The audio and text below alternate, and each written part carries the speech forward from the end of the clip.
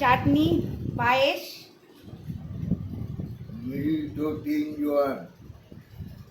আর কাগজ পড়ছে। ও কাগজ পড়ছে, আমি ভাবছি কোনো ছড়া বলছে। না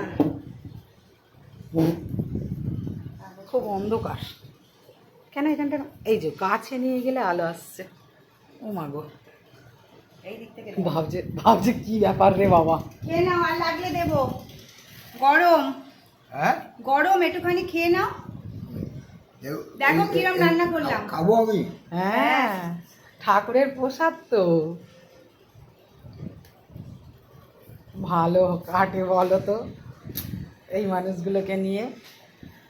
সবাই ভাবে হয়তো যে এই বয়সে যে এখনো সব কিছু বুঝতে পারছে, এ করতে পারছে, এটাই অনেক।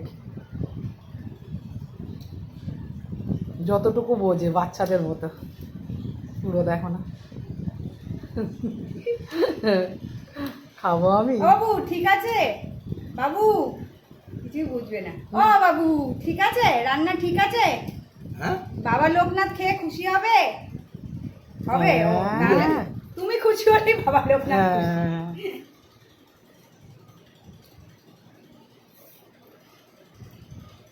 কি মজা।